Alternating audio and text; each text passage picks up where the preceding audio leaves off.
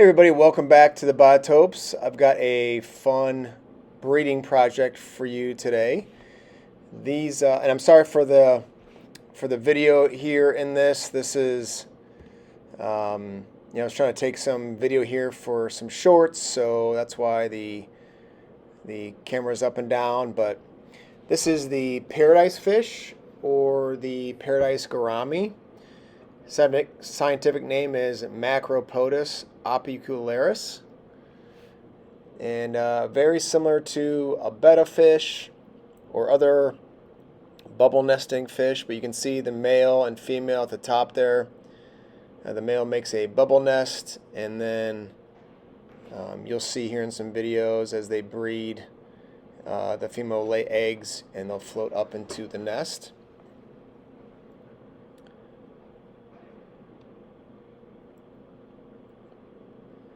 So this is in our Jingying River biotope at Southern River of China. You can see the male there enveloping the female. She lays her eggs, they float up to the nest, they kind of fall away, and then the male will kind of tend to the bubble nest. They're in a 75-gallon here with 13 or 14 white cloud mountain minnows. You can see the female gets very pale during this breeding, and the male, although more colorful, loses stripes. It just kind of is that solid blue with the red tail, and he's just tending to the eggs, keeping them in the nest, getting air from the surface, and then blowing bubbles into the nest.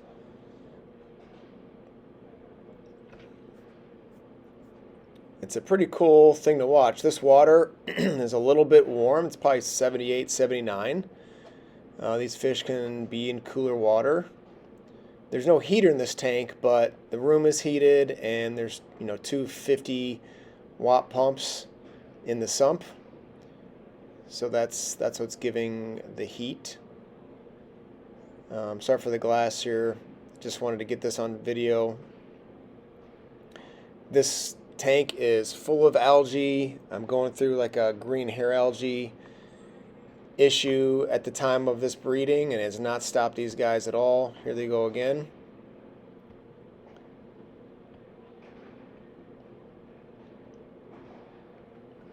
You can see he kind of wraps her up. He'll turn her upside down when she's ready to lay eggs. He didn't turn her upside down there, but he'll turn her upside down. She'll lay the eggs. The eggs are lighter than water, so they'll rise to the top into the bubble nest. And he does a pretty good job of defending the nest from the white clouds.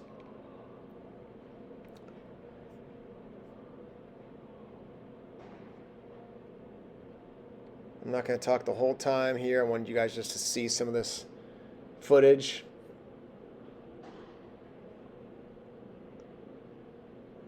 There is another female, I believe, in the tank, and they've kind of fended her off, and we'll chase her down if she comes out of hiding at all. But these two paired up. I've only had them probably maybe 2 or 3 weeks.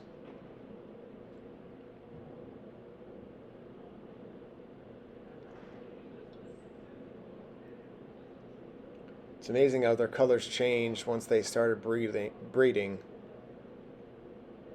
So the female will kind of nuzzle into the male, try to entice him to kind of hold her, curl her up. See if he flips her upside down here. There she goes. I don't know, you can't really see the eggs on camera. I could see it in person. You can see them being kind of almost squeezed out of her a little bit. That's not really what happens, but that's what it kind of seems like. And they just float right into the nest.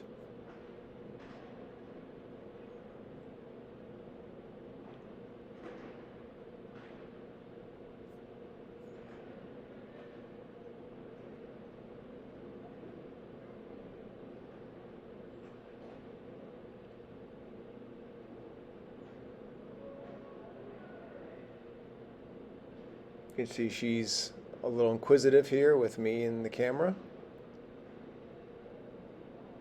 I tried to put some frog bit in here just to kind of limit some of the light that's getting to the bottom. Like I said, I think I pan out later here, but you'll see just a ton of green hair algae.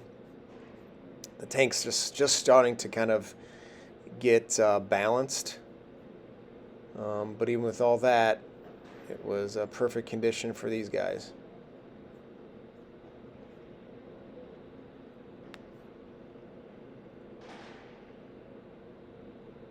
And this tank is planted with just some Valsinaria and some hairgrass, both dwarf hairgrass and giant hairgrass.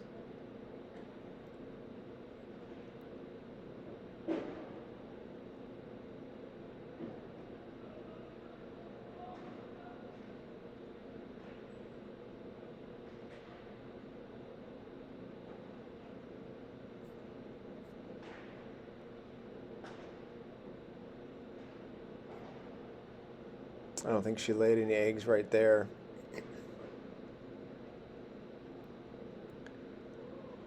But very cool fish. Pretty territorial, even when not breeding.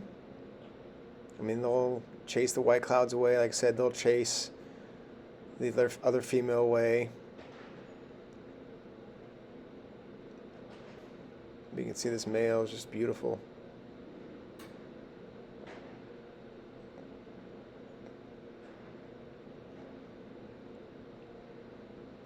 The female's usually blue as well with some striping. Just a smaller size, not as colorful as this male, but like I said, pretty interesting to see that she was kind of paled out during when she was laying eggs.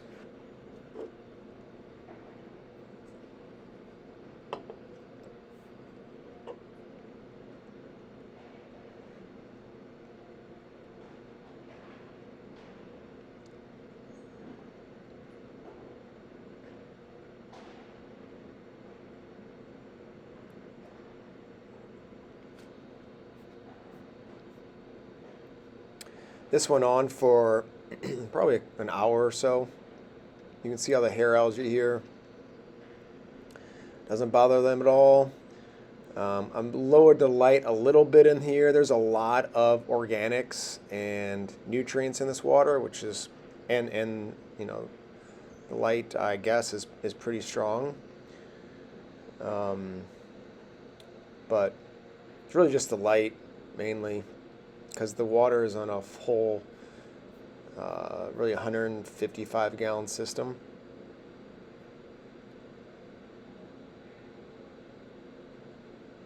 But that's the tank as a whole. But perfectly healthy for the fish, no issues at all. The valve's really grown. It was not touching the surface of the water at all when I planted it. It's starting to spread all over the place.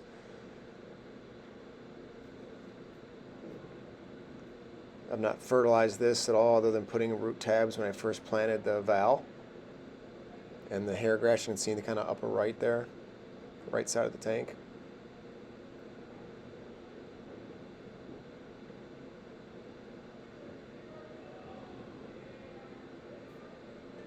I do have one more species for this tank that is in quarantine now, so I'm excited to share that with you probably in the next video. Here they go again, see if she lays any eggs on this trip. Nope.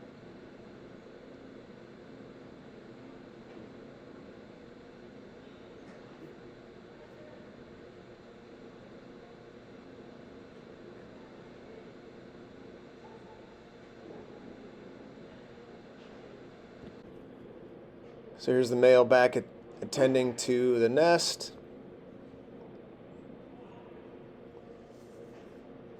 I think this might be the next day. And if you look real close, you're not going to be able to see it on camera here great, but in that bubble nest you can kind of see some darker areas. That's the hatched fish. They hatched probably in 24 to 36 hours, something like that. and they kind of just hang their tails down. Their heads are on the surface in the bubbles, and their tail's going to hang down towards the bottom. I couldn't get a great, this is at the back of the tank in a 75, and all I have is an iPhone, so I tried to zoom in as much as I could, but couldn't see it that clearly. But you can see those dark patches in the bubble nest. The male didn't really chase the female away too much.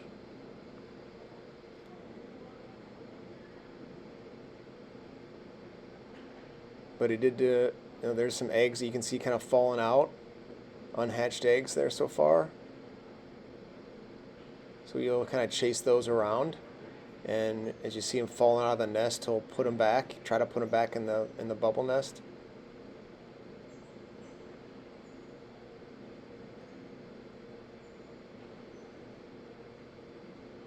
So he does a pretty good job, pretty good dad there, picking them up and trying to put them back in the nest.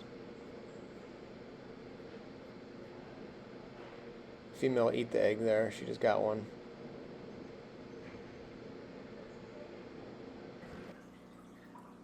Okay, so here, sorry I was wrong in the last footage. This is where the eggs still are not hatched. They're still trying to spawn. So you can see some of the eggs kind of floating around under the nest as they're still trying to spawn. They kind of float away, as you see there.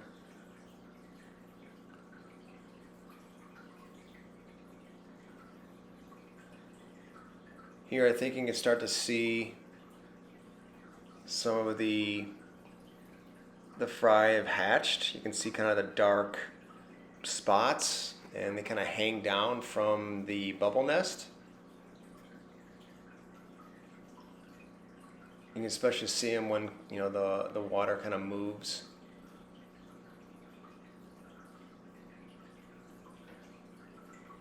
Here's kind of an up close. You can see here a little bit better. They're kind of oriented vertically, where their heads are up on the surface and their tails are kind of hanging down.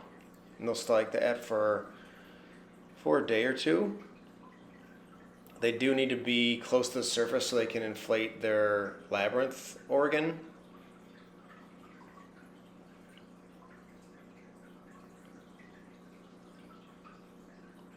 So here's the aquarium I have set up to move the egg or the fry to. This is just a 20 high, and I don't know, I've got maybe 4 inches of water in there. The filter's turned off. There's no heater in this. The room's heated.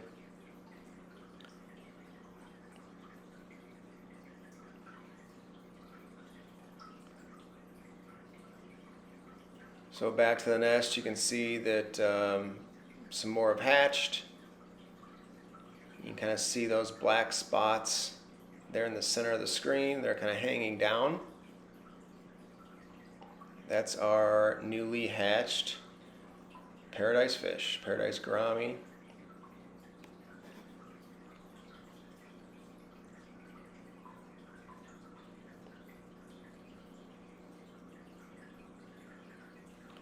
Alright, so now the way I'm going to take these out is I'm going to get, you can see the nest kind of from the top of the water there. And I'm trying to be careful not to disturb them too much, but I'm going to take this collection container. I'm just going to use the water to kind of pull all the fry into there. So that worked pretty well. You can, if you look close, you can see a ton of babies there that are kind of swimming around.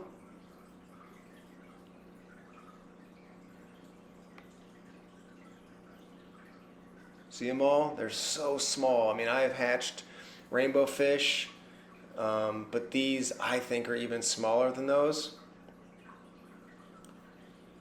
Just very tough for even the camera to pick up and see. Here's kind of from the side, you can kind of see them just so small.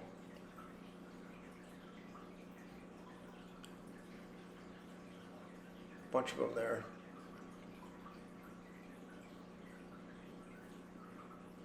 Okay, so what I did is I just took that container and I just set it just as it is in the water. So it'll help kind of hold the temperature a little bit and keep the space that they have to, move around in as small as possible. And yeah, I just kind of let it sit in there.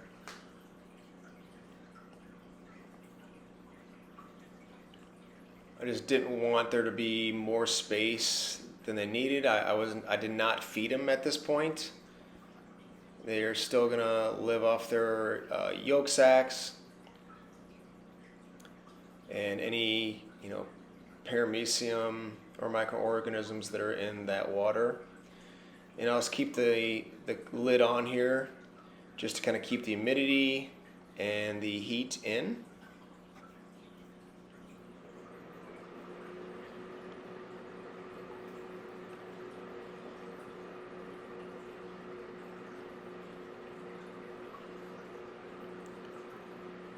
And it's kept them like this for about a day. I did this. A good 24 hours, 36 hours, something like that.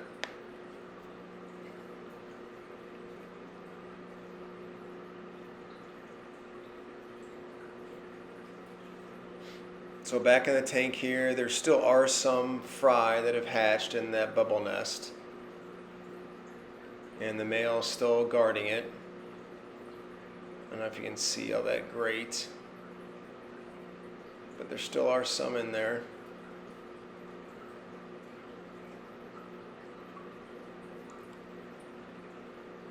Again, it's a very seasoned tank. So back to our newly hatched fry. You're not going to see them all that well, but you can kind of see towards the top of the surface of the water there. They'll be kind of hanging around. Again, you do want to keep, in the early stages, them in shallow water so that they can get air to fill their labyrinth organ. It's really important in terms of development for these types of fish. Any of the bettas, gouramis, any labyrinth fish, you're going to keep them in shallow water early on. You can see the babies there, all the specks.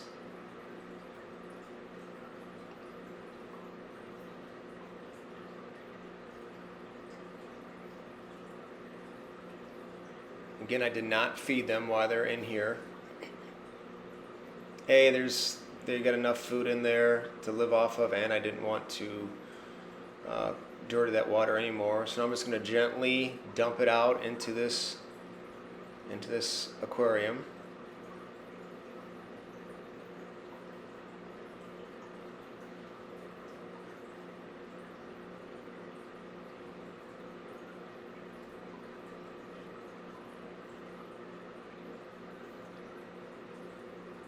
And now this tank is fully seasoned, lots of life in this tank. It's been running,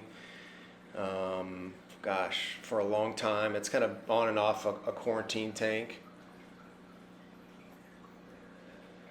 So lots of life in there for those little babies.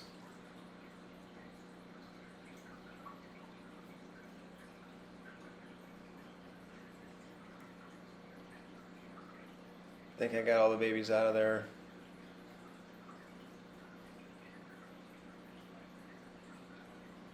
And there's no way you're going to be able to see them from here, but trust me, there's a bunch in there. Yeah, you can see a few of them kind of swimming around there.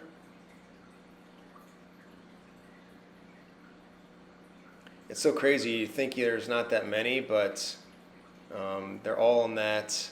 There's tons of frog bit and Vallisneria and all the gravel, and they are just tucked into every nook and cranny. Okay, so now I'm going to try to get some more of the fry. I'm going to come from this other angle on the bubble nest. and try to scoop some more in there. You can see the nests kind of get into the container. And it's actually a really great way to scoop up babies that are in a bubble nest. Just the suction going into the cup really worked well. So there wasn't as many in this scoop, but I wanted to get some more in there. So I'll give you a close-up here on some of the fry. Again, not as many, but there's a pretty decent number in there. Always more than it looks. But again, they're just so tiny. Definitely too small for baby brine shrimp. It's going to be paramecia. I mean, just super small.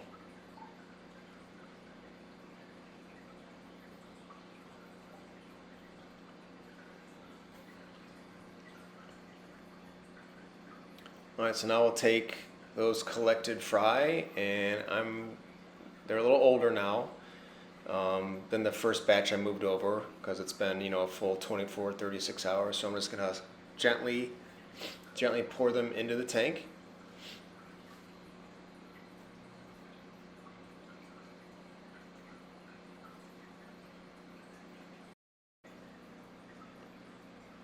Okay, let's fast forward here about a week, and now they are large enough to be eating newly hatched baby brine shrimp. Really tough to get on camera. I had to use like a separate flashlight and shine the light so you could see them, and then you can kind of, on this video, you can see the size of the baby brine shrimp, and they are just starting to be big enough to eat it. Some of them probably can't quite yet, but I think most of them can. You can see kind of their orange bellies on some of them. I mean, they might eat 2 or 3 baby brine shrimp, and that's it each. But you can see just the size of the pea gravel there and the size of the fish in relation. They are just so small. And if you have any idea how big a baby brine shrimp is, you can see their mouths are just big enough to get them for the most part. It's really, I was really surprised that I got these. I was not trying to breed these paradise fish, but I got a group of 3. I felt like one of them was a male for sure, and 2 of them paired up. Next thing you know, if you've kept, male bettas or paradise fish or gouramis, like they'll from time to time make a bubble nest anyway, and this guy did, but yeah, and like I said, he just paired up with the one female. Next thing you know, I see them spawning, and a day or 2 later, eggs hatch. They're easy to collect. I got them out of the big tank, put them in this tank, and I didn't feed them for a good probably 48 hours. And then started feeding them just first bites, just powdered fish food. And then after a week of that, I fed them live baby brine, newly hatched baby brine. So it's been a really cool project. I thank you guys all for sticking around and watching with me, and stay tuned, and we'll get you more updates here in the fish room. Thanks so much.